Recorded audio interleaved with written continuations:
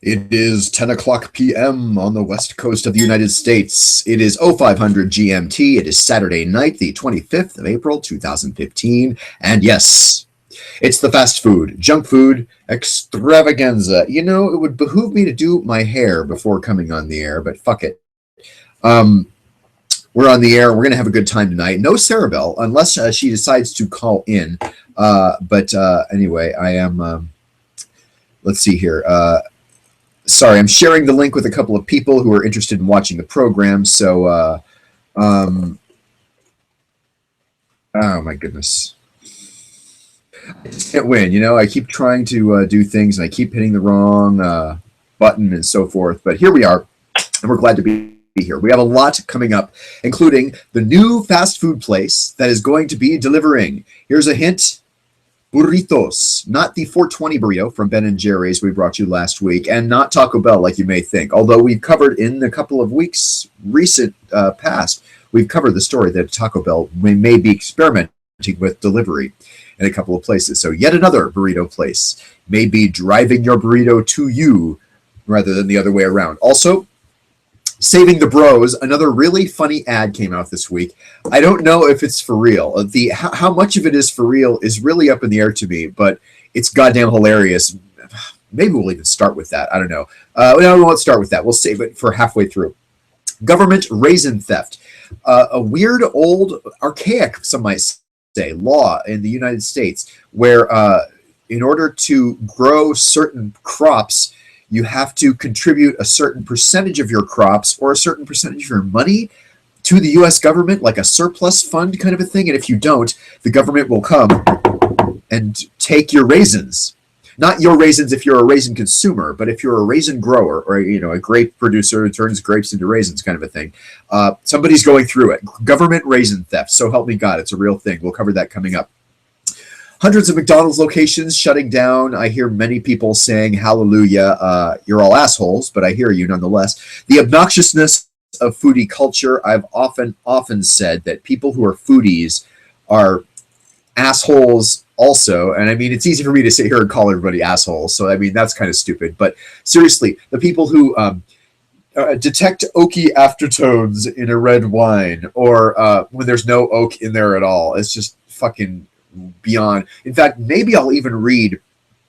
I wrote an article a number of months ago for a blog online that was talking about, sort of delved into why I don't drink alcohol. At least, I mean, the basic reason is I don't like the taste of any of the forms, and I don't like the cognitive feeling you get. And, you know, there's a million other things that go along with alcohol that are like shitty things. And people sort of treat it as though it were automatic. That's kind of the part I really object to. Is that, oh, we're adults. We drink wine. We're adults. We drink whiskey, vodka, whatever. We're adults. We drink beer. And it's like, so nobody who's an adult doesn't? I mean, okay, they let alcoholics get a free pass, but if you're not an alcoholic, you just don't like it, somehow you're sort of weird to the point of being kind of ostracized, literally. We will look at that. This article is actually from a guy who I think is kind of a celebrity chef. Maybe I'll even pull it up really fast. That's kind of where I feel like beginning, actually. Why foodie culture sucks. And I mean, I've said it for many times because I don't like the portions of the food in fine dining restaurants. They almost always require you to drink alcohol. And if you don't, I mean, I actually got humiliated one time in a restaurant because I didn't drink alcohol. Like, I swear to God, the guys loudly sort of asked me to repeat that I was not drinking alcohol. Heads turned, people looked at me. I swear the piano player trailed off and a spotlight was on me. Like, it was fucking insane. And it was on a date in San Francisco, of all things. Oh, God. All right, I'll tell you that story coming up. Let's look at this article first.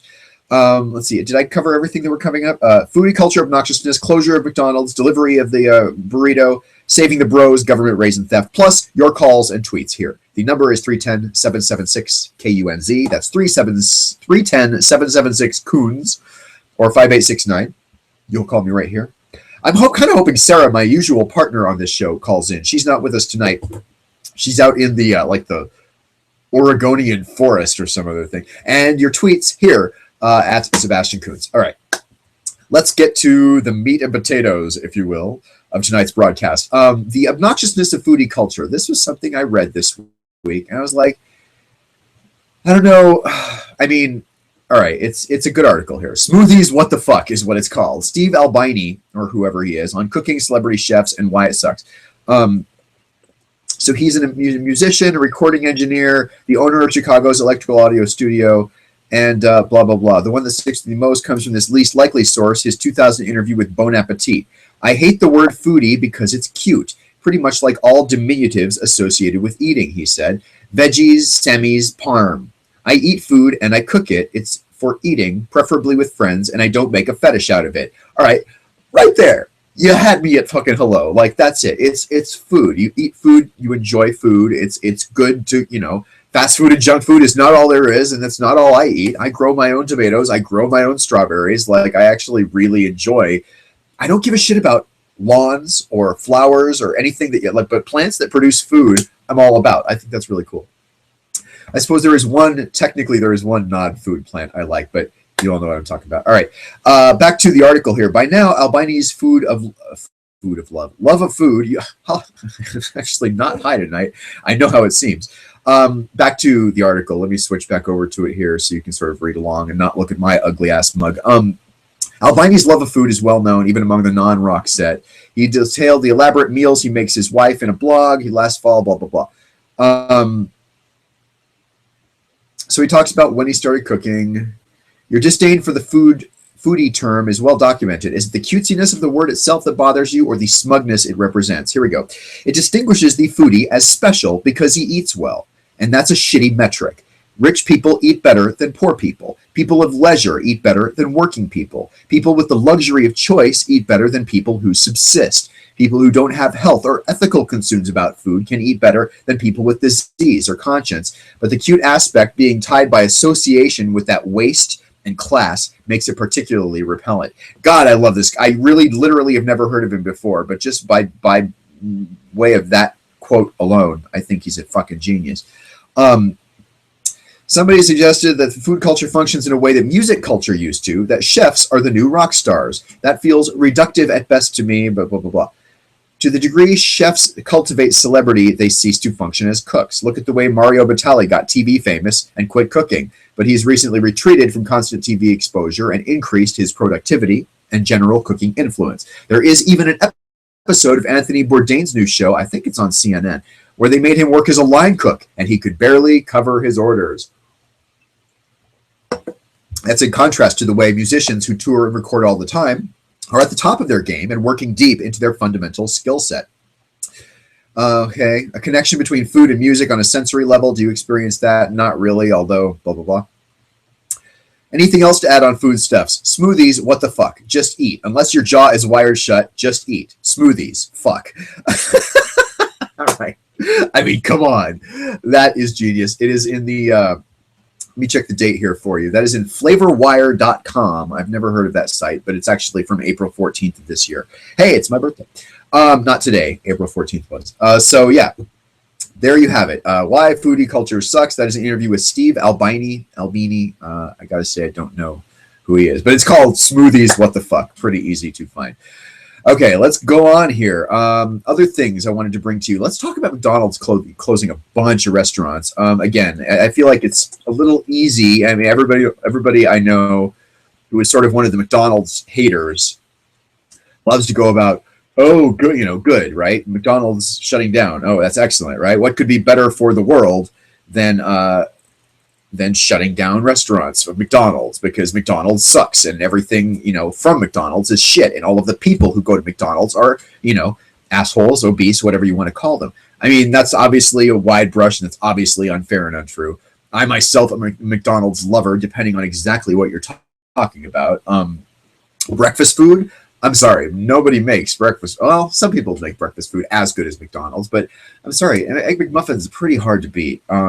In many ways, it's a real fresh cracked egg, and they like to brag about that, as opposed to, say, some of the egg creations at like a Jack in the Box type place, where I feel like it's definitely, it comes in a carton or it comes frozen. I think Subway, the Eat Fresh people, right? You get an egg morning sandwich at Subway, you're going to find that that egg is pretty clearly reconstituted egg product.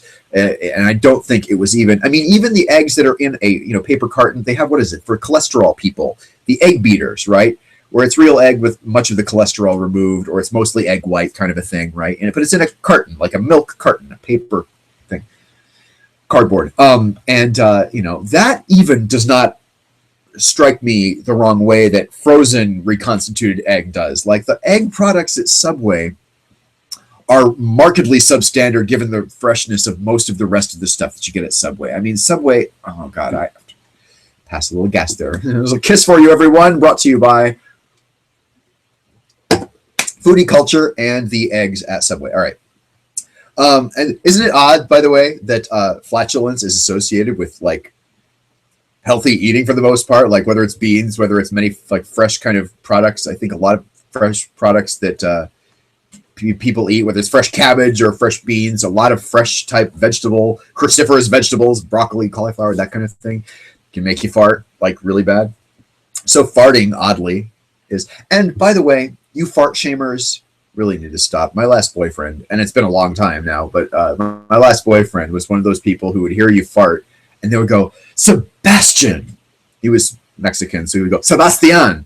But it's like, dude, do you think I'm doing it on purpose? Like, I mean, why? I don't get the reason why you would yell at somebody for having gas. It's not even like a burp in that, with a burp, you can close your mouth, right? You can sort of muffle it. But if you have gas, what are you supposed to do? I mean, that's really unfair. All right. Little fart tirade there for you early in the evening. It's going to be a good show, folks. Back to McDonald's. Closing 700 underperforming restaurants. This as of 2 days ago. The slogan for several hundred McDonald's restaurants might soon go from I'm loving it to I'm closing it. God, you got to love these writers at pastemagazine.com, whatever the fuck that is. Let's actually go to the original Grub Street story because that opening line really pissed me off. McDonald's to close hundreds of its black sheep stores. Thank you, J. Crew, whatever you are. April, the perfect month for spring cleaning. Company executives say they're shuttering about 700 of their stores. The closures began this quarter when the chain shut down 220 underperforming locations in the U.S. and China. Again, you have to realize McDonald's is a major, major worldwide company. So when you talk about 700 stores, it's not like it's, all 700 in California or something like that. Plus 130 more in Japan, where last year's expired meat scandal hit the company especially hard. I don't remember that. Should we look briefly at what that link is? Japan gripped by French fry shortage. Okay. The humble fry already saved Japan once when it replaced recycled meat as the default menu option. Recycled meat? What the hell's going on in Japan? Good Lord Christ. Okay. Whatever. Back to this story. The earnings report says the first 3 months of 2015 posted $5.9 billion in sales. That's 11% down from last year. Net income dropped 33% from last year, and it adds sales will be in the red again for the month of April. Strategically, McDonald's paired this new with some other information. It's pledging to get rid of any suppliers that contribute to deforestation. So if you're super green, really worried about the world, the deforestation problems in the universe, if that's your sort of little gree-gree, as Penn and Teller say, you know what a gree-gree is? Like one of those, like a good luck charm, essentially, a little thing you hold on to that's superstitious and complete nonsense, but you still hold on to it, even if you know better. They used it talking about recycling. Recycling is essentially a gree-gree because if you start digging into recycling, you find that, very much, a lot of the issues they say recycling revolves around kind of turn out to be hokum, whether it is that the stuff in the recycle bin always goes to a recycle plant. Sometimes it goes to the landfill. Other topics of that included being able to recycle plastic, right? Recycling plastic is a good thing, less plastic around. Well, guess what? It's actually cheaper and you make higher quality plastic if you just start from scratch. Better to turn plastic into things like the rubber stuff at the bottom of a playground so kids don't hurt themselves, that sort of thing. Actually, that doesn't come from plastic. Where does that come from? Recycled tires, I believe. Anyway, blah, blah, blah. But so, yes, if deforestation is your thing, head to McDonald's. They are now getting rid of any suppliers that contribute to deforestation. Nothing specific in this story about whether it's I mean, I imagine it's not franchisees. Maybe it is. I mean, 700 restaurants is a lot of restaurants to shut down. I imagine some of those must be franchisees. But in a franchise, does the company that you're franchising from have the ability, if you're underperforming or not making enough profit, to pull the plug on you? I didn't realize that was part of the franchise game. Not owning a McDonald's franchise myself, I don't have a fucking clue. But yeah, 700 stores closing in this year. Sales are down. The thing about McDonald's is they're trying hard to rebrand themselves with a lot of different things. McDonald's coffee did well for a while. Like, it actually, I think, was outperforming Starbucks in taste tests, and I mean also in cost. But you know, they also have problems with things like kind of the. You ever watch that show? What's it called? Kitchen Nightmares. It's a show hosted by that angry British guy, Gordon Ramsay. On, I mean, BBC America. I think it's also on other channels, depending on exactly where you watch. Kitchen Nightmares, really good show, because they take like a flailing, kind of struggling restaurant or bar and grill type place, and you know, spend some time in it, order shit off the existing menu. He hates it every single time. It's all, and I mean, frankly, it's usually he goes into a place that needs help, so the food is probably bad in many ways. And he's like, oh, this is dry. Oh, this is oily. Oh, this is overcooked. I don't even know what the fuck that is. You know, he sends everything back. I mean, if you watch the show with any regularity, you see that there's a sameness to it from time to time. But then they, you know, get the people together, discuss what the problems are, figure out how to do it right, and then in the end, they save the restaurant. Mostly. 1 or 2 times there have been restaurants where at the very tail end of the show is a really, it's almost like a fuck you moment, because this show, I remember it distinctly exactly once, where the announcer comes on in the last 15 seconds of the show and says, unfortunately, the owners were not able to make Chef Ramsay's changes stick, and were not able to continue self-actualizing them, so the restaurant has shut down and is no longer in existence. And then the credits roll, and it's next on Fox, you know, X-Files or whatever. Like, it's like, wait, what? Like, how could you even fucking just throw it on as a tagline like that and then move on like you're with your life? I guess it's partially because, you know, they spent a lot of time and some production effort and some money doing a show at this place that ended up fucking closing anyway. And maybe they're, you know, they couldn't save every restaurant, so I guess that's embarrassing for them. Whatever. Hey, let's look about the place, the burrito that may be coming to your door. We covered it before. The burrito before that may come to your door, depending on exactly where you live, Taco Bell. Taco Bell,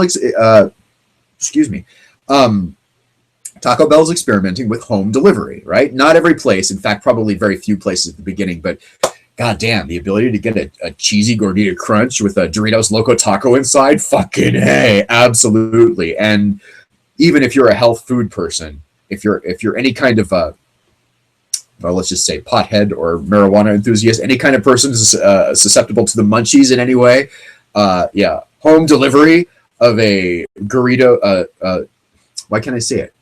A Doritos Loco Taco or cheesy gordita crunch with a Doritos Loco Taco is just something else. Having trouble talking tonight, and hello, I'm a professional broadcaster. All right, there's the next one. Ding dong, Chipotle begins delivery. This from USA Today. The Mexican food chain that millennials can't seem to get enough of has begun offering delivery already. They're not experimenting with it. They're doing it for online and mobile orders in 67 cities. Chipotle right in the delivery driver's seat, along with Starbucks, which is planning to test delivery service with the very same third-party operator in the Seattle area this year. So again, this is third-party operator. It's called Postmates. It is an app-based delivery service that works with private contractors, kind of like Uber. This person, professor of hospitality. Okay, wait, you can be a professor of hospitality in a university? I guess so. Man, what a gig. This is about the changing dynamics of retail. It's the fallout of the internet shopping world. It's also about millennials demanding to get what they want when they want it. That's why Taco Bell CEO Brian Niccol said he too wants to test some kind of Taco Bell delivery. Soon the pizza world's lock on quick and nimble delivery service will be a thing of the past. We covered this a couple of weeks ago in this show. It's not just pizza that does delivery, so does Chinese food, depending on where you are. The Chipotle delivery service is only available in markets where Postmates is. I don't know where those are. I suppose we can look it up. In a recent interview with USA Today, the co-founder of Postmates said the delivery service works with about 10,000 private contractors. said about 75% of the orders are delivered by car. The other 25%, get this, delivered by scooter or bicycle. Uh-huh. That's kind of funny. Deliveries from Postmate begin at $5 if they're within about a 1 mile radius of the store. That's got to be a typo there, doesn't it? Without. And go up from there. Soon you'll be able to get your Starbucks latte and Chipotle delivered by the same service. The world is still waiting for Baskin-Robbins to do the same. Thank you very much. Okay. Did not mean to click on that. It sort of explains to you what Baskin-Robbins is in case you've been living on the moon. So tell me what you think. I mean, by the way, this number here, 310-776-5869, you can actually text it in case you don't want to call and be on or talk to me. It's my cell phone. You can just send me a text and I can just read it. Same goes with the Twitter account at Sebastian Coates. But I suppose the people who wouldn't want a Chipotle burrito delivered, or the people who wouldn't want a Chipotle burrito at all, is $5 seems like a pretty reasonable price. I will say this: Chipotle is, if you had a spectrum of fast food, Chipotle would be on the higher class end in a way, in a very real way, right? In an actual tangible way. Where McDonald's would be on the low end, probably Burger King too. In-N-Out would kind of be in the middle if you happen to live in a place that has In-N-Out. And places like there are classier burger places and shittier burger places. There are, classier taco places like Chipotle and shittier taco places like Taco Bell. And I say shitty with an asterisk because I don't mean that. I love McDonald's. I love Taco Bell. So I'm not going to say that meaning that I would never go there. And frankly, I find those people they're not necessarily always foodies, but there are people who brag and actually get a dopamine. You can tell they get a dopamine rush in their brain from just telling the world how, I would never go to McDonald's. Like it's some kind of poisonous ass place. They actually feel superior. The same way that, I guess Prius drivers feel superior. They're really helping the earth, or,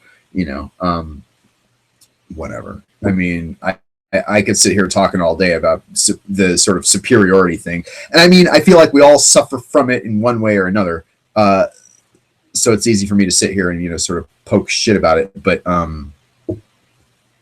one of the chatters in the Trekkie chat room, I did briefly mention the Trekkie chatters who are in here. Hi, Trekkie chatters. I'm not going to say where, but hi. How many jobs will be lost with the closing of 700 McDonald's restaurants? What a question, right? Think about how many people work at a McDonald's. Now, many of them are kids. Many of them are, older people who just have a part-time job to, make ends meet. But I think we're seeing with the current culture and the current economy that many people can't get a job better than McDonald's. And that we've seen it with the worker strikes and so forth, where, they feel like they need to be paid more and they need to be able to make their family of four survive on their one McDonald's salary and stuff like that. So I don't know the answer to how many jobs will be lost. You think about probably several dozen people per place will lose their jobs and have to get some other place. So, I don't know. It's a good question. It's a great question. Let's have some fun. Let's stop down here and say that you're watching the Fast Food Junk Food Extravaganza here. I'm Sebastian. Sarah Bell is off tonight. Next thing I want to talk about is, it's saving the bros. What do you mean saving the bros? What on earth could that possibly mean? Okay, it is, we're going to watch the YouTube video here. It's about we've watched a couple of commercials. Now, these are the internet commercials. It's really hot in here. I'm sweating. Commercials that are online.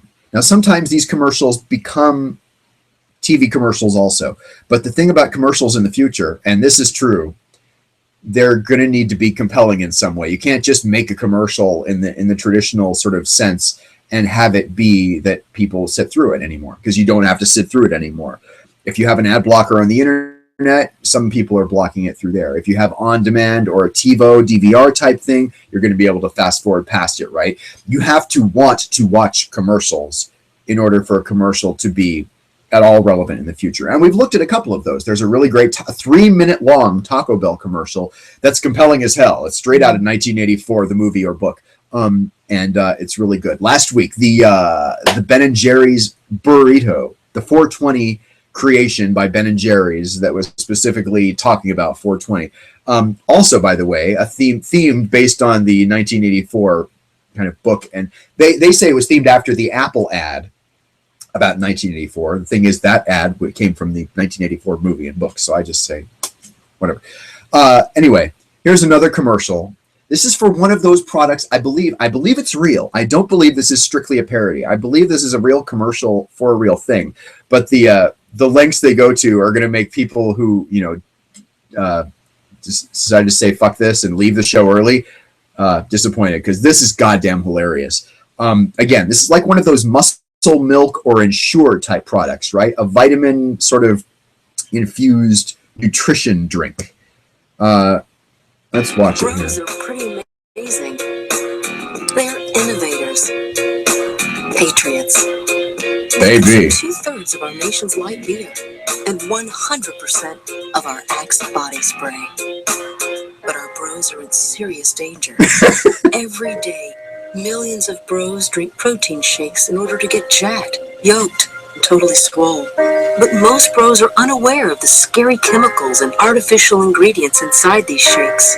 If bros keep pounding this stuff at this rate, Bro milk. we'll face a total bro colony Oh, collapse. baby doll. Without bros, No. who would get the club crawl? Who would make comments about your physique that aren't appropriate, but still appreciate it? Who will remind us to go big or to go home? I forget that shit daily. What would happen to Las Vegas? Or the beaches of New Jersey. Yeah. Make it rain. At Organic Valley, we have a plan to save the bros. It's called Organic Fuel.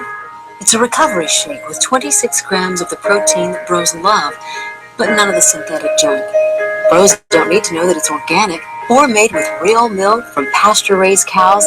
Just tell a bro it has a ton of protein, and he'll pound the shit out of it. With your help, this could be the first step towards bros making other healthier life choices.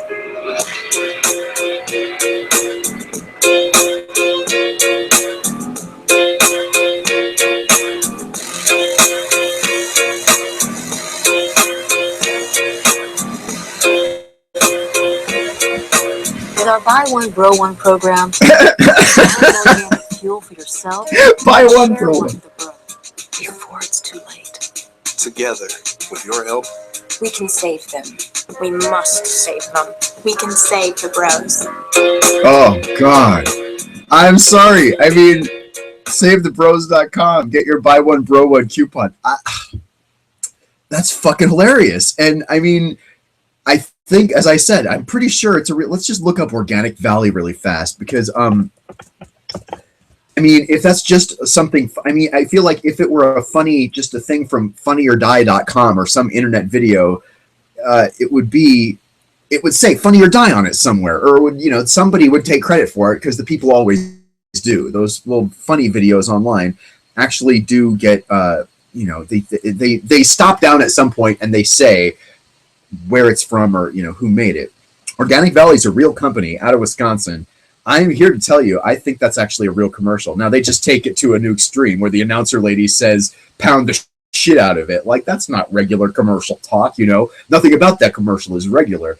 But, I mean, maybe I have a special place in my heart because of the, you know, let's just say the physicality of the men in the commercial. Like, obviously, there's some really hot, like, disgustingly hot men in that commercial. You know, by the way, I am not one of them. You can see I'm a really skinny ass guy, so I'm not a bro. I've been in, you know, I'm not a frat boy, but I've been in a number of frat houses. And let's leave it at that. Okay. But yeah, Save the Bros, SaveTheBros.com. Buy yourself some Organic Valley protein drink today and help save the bros. Because if we lose the bros, we lose ourselves. That's what I said on Facebook, and people seem to think that was mildly funny. Okay, what was my other topic? I kind of pounded through it fast here because Sarabelle is not here with us to kind of also talk about shit. But let's see. The last thing was the government raisin theft. Okay, let's look at that. Of all the weird things, this was an opinion thing by George Will. Now, let me just tell you, the number of articles or topics or whatever I'm thinking about, the number of things about which I associate with George Will or like George Will for is exactly zero. I mean, the only thing I really know about him or give a shit about him for is there's a line in a Seinfeld episode where Kramer's like, you know who I think is good looking? George Will. And they're like, what? And he says, yeah, he's really, clean and shampooed. And Elaine says, well, he's smart. And Kramer's like, no, I don't find him all that intelligent. Like, it's really funny. George Will, of all the weird things in the world, is a momentary topic on Seinfeld. And that is where he stops in my brain. I don't know about things he's written. I don't know about things that I agree with him on or disagree with him on. He's not on my radar screen at all until April 20th, 4/20 this year. I don't want to answer a survey question to continue reading, but I guess I have to. Have I purchased Office Depot? Yes, frequently. In what word? Let's see here. Efficient. That's a good word. I totally made that up. All right. Let me blow it up here a little bit. We can read along. Hopefully you can follow this. I had trouble following it at first, but let's just see. Wednesday, and that's this past Wednesday, so there may be an update. I don't know. The Supreme Court will hear the government defend its kleptocratic behavior while administering an indefensible law. The agricultural marketing, I mean, this is not where I wanted to finish up tonight because this is like a fucking, this is the Sebastian Kuntz eat your vegetables hour, and that's not what I wanted. But let's try and skip over it to the interesting thing. The government's reason for stealing Marvin and Laura Horn's raisins, okay? It is this thing from 1937, among the measures by which the people tried and failed to regulate and mandate America back to prosperity, says George Will. So they produced price stabilization programs by which the government would fine-tune the supply of and demand for various commodities. In 1949, this was institutionalized in the Raisin Administrative Committee. Okay, so we're getting, this is mildly amusing in its sort of bizarreness. If you want to make it about government overreach or libertarianism or whatever the hell, but if you have something called the Raisin Administrative Committee, that's kind of funny. Today, it wants the Horns to ante up about $700,000. They could instead have turned over more than 1 million pounds of raisins, 4 years worth of production for them. Why do they have to pay $700,000 or 1 million pounds of raisins? Here's why.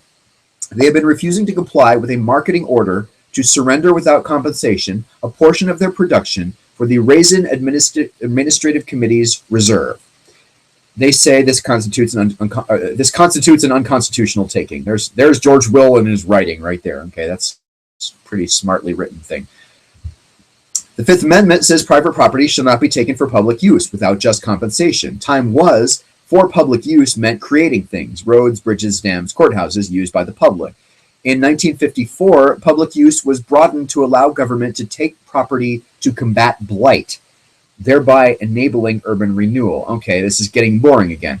Then in the infamous 2005 Kelo decision, which I've never heard of, the Supreme Court held 5-4, the government could seize a person's property for the public use of giving it to another private party that would, by developing it, pay more taxes to the seizing government. Right there, that seems really objectionable. The government could take your land, give it to somebody else, and if they develop it into a strip mall and will pay more taxes than you paid, that's okay. That's legal. That is public use, according to a Supreme Court decision from 2005. Okay, then he goes on. Perhaps the phrase public use is now elastic enough to encompass the seizure of raisins for the purpose of combating the depression that ended a while ago, or for maintaining an orderly raisin market. The Supreme Court now must decide whether the government has inflicted on the Horns an uncompensated taking. Takings clause jurisprudence. Okay, this is already losing me because, this is really crazy. The government, however, says two contradictory things, George Will says. It says the Horns acquired raisins and hence must surrender a large portion of them, in some years 47%, or pay huge fines. But it also says the horns do not have sufficient ownership of the raisins to raise constitutional objections. So they can't claim, which was it, the Fifth Amendment? Yeah, they can't claim the Fifth Amendment, which is up here at the beginning, because they don't have sufficient ownership of the raisins. I don't know what sufficient ownership means, but they're also saying they do own the raisins, so much so that they have to turn them over. Really weird. The government says the horns voluntarily entered their raisins into commerce, so they must comply with the Raisin Committee's raisin reserve requirement. The Supreme Court has so far rejected the idea that a person has to give a portion of his property to the government in order to purchase the government's permission to engage in selling something, like a commodity. The government says its required contributions to the raisin reserve merely regulates raisin sales. The horns say it is not mere regulation, it's expropriation. This is almost over. If you're really bored, I'm sorry. The government says it owns the horns nothing in exchange for the raisins they supposedly owe it, because they somehow benefit from the government's manipulation of the raisin market. The horns say it would be unconstitutional for the government to confiscate their raisins or the proceeds from their sales, so it's unconstitutional to fine them for not complying with what was unconstitutional in the first place. That makes sense. Justice Elena Kagan, who is on the Supreme Court now, says, or has wondered, whether this case involves a taking or if it's just the world's most outdated law.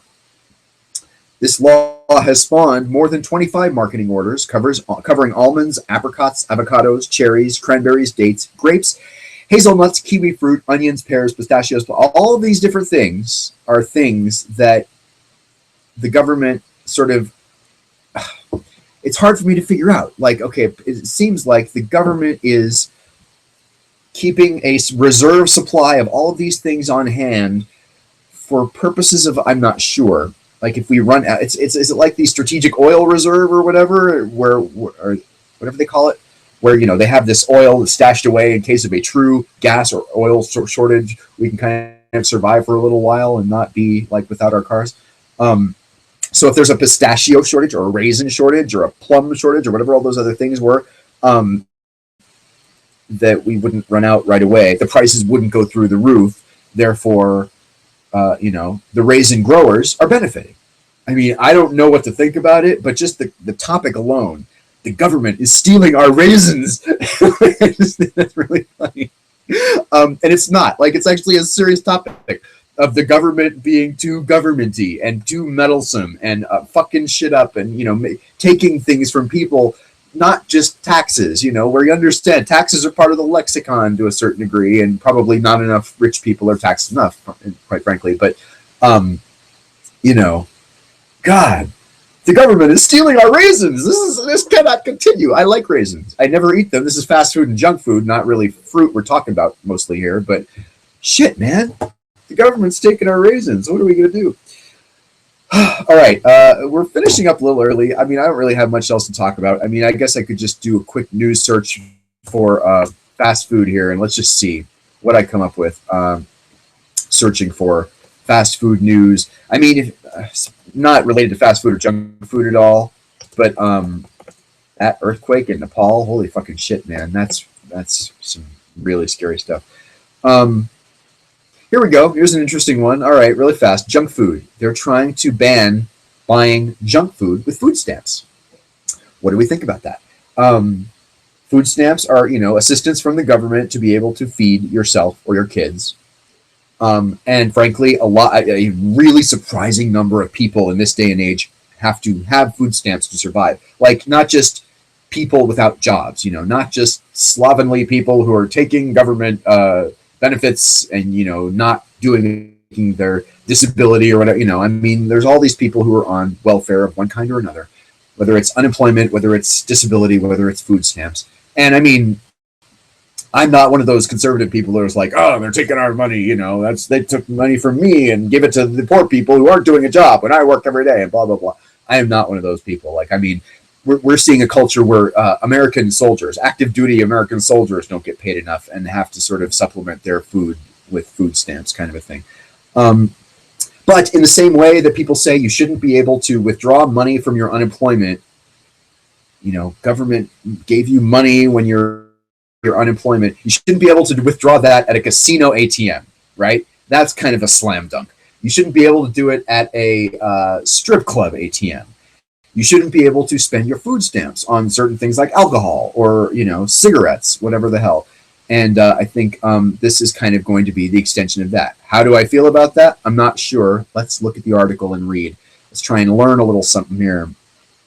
Effort to ban junk food buys with food stamps has been reignited. This is in the past 24 hours. Bangor, Maine. The Bangor Daily News. Oh, God. Answer a question to continue reading this page. Seriously? What is it with this? Yes, I have searched for jobs online. What website do you visit? Disney.com. That's actually true. In my case, Democratic lawmakers may be feeling some pressure to take a harder line against welfare fraud after an election cycle that saw blah, blah, blah. The campaign against welfare abuse commonly has been derided by his opponents as a war on the poor, but Democrats have found the governor's message resonates with voters. Yeah, maybe you don't want to be using your EBT card at fucking, the strip club or the casino. Buy lottery tickets with it, that kind of thing. A month before the election, polling shows blah, blah, blah. Get to the good part here. Okay, here we go. The committee says his bill, LD 526, ensures taxpayer dollars will be used for healthy foods.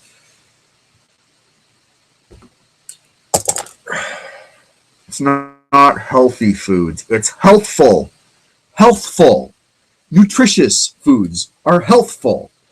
Foods that did not throw up on you are healthy foods. Healthy means not sick, goddammit. All right. Sorry. I just really hate. I mean, it's bad enough when people make that mistake in a fucking chat room or on Facebook. And don't give me the crap about modern day dictionaries now say that you can say healthy or healthful interchangeably. Yeah, that's not good enough. Healthy means healthy. Healthful means healthful. Healthy means not sick. Healthful means full of health. Anyway, this bill means that taxpayer dollars should not be used in the case of soda, chips, candy, and other junk foods that contribute to obesity and heart disease, diabetes, all these other problems. Multiple Red Bulls in one purchase, Rockstar energy drinks, 1 pound bag of Reese's peanut butter cup. They have those? 1 pound of Reese's peanut butter cup? 3 gallons of Hershey's ice cream in one purchase. Hershey's is misspelled there. We've all seen these types of purchases occur, and it's unacceptable. Do we really want to make sure people are getting nutritional food? And this is one of doing that. Placing restrictions on the food stamp program for the purchase of taxable food items would greatly increase stigma. This is the argument against it. All right.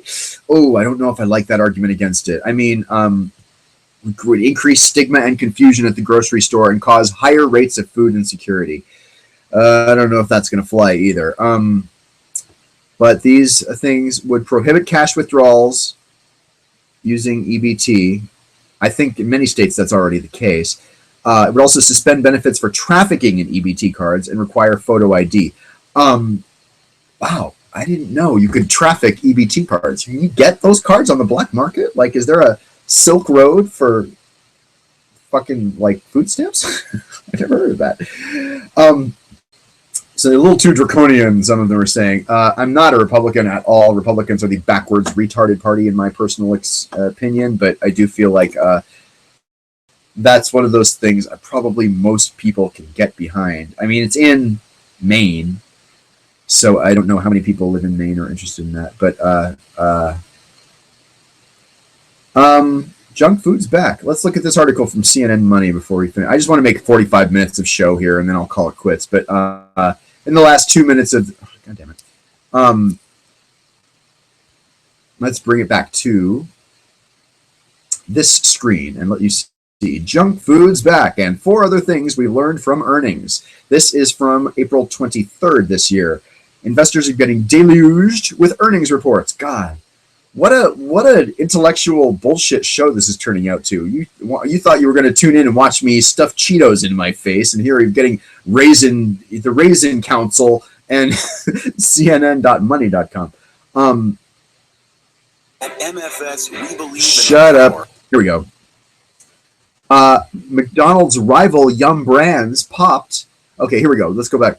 McDonald's is not doing well, but its stock surged Wednesday because there's a hope that the new CEO understands the company's many problems and get things back on track. One of the things McDonald's is trying to do to come back is 24-hour breakfast. I think that's a winning idea. But moving on, McDonald's rival Yum Brands popped as investors bet the worst is over for the KFC in China. Coke did well. Junk food is back. Here we go. Hershey's didn't give investors any kisses with its earnings, but Dunkin' Donuts and Domino's were both soaring after each company reported strong sales and profits. Good profits and sales at Dunkin' Donuts and Domino's. So, again, it looks like consumers are still willing to indulge on guilty culinary pleasures like donuts, ice cream, and pizza. And hallelujah. All right. Without my partner here, it's about half as long as it normally would be. Of course, join me Monday night for Nerd News Monday on my regular solo show. A lot of good stuff coming up then. And then Game Show Tuesday this week. Holy shit. I had an idea that I was like, oh, I know exactly what we got to do. And so I know exactly what we're going to do. Modern-ish game shows from the 90s that are kind of still out there and yet aren't around anymore. And they really, really should be. We're going to look at Star Trek, the Star Trek episode of the... why can't I say it? It's the one, Weakest Link. The Star Trek episode of Weakest Link, where all the Star Trek stars were around Anne Robinson in a circle. And we'll look at Greed from the Fox network as well. For now, have a great bowl of ice cream for me. Have a lovely Mountain Dew. I am Sebastian for Sarah Bell Navarro, signing off and wishing you a great weekend. See you on Monday night.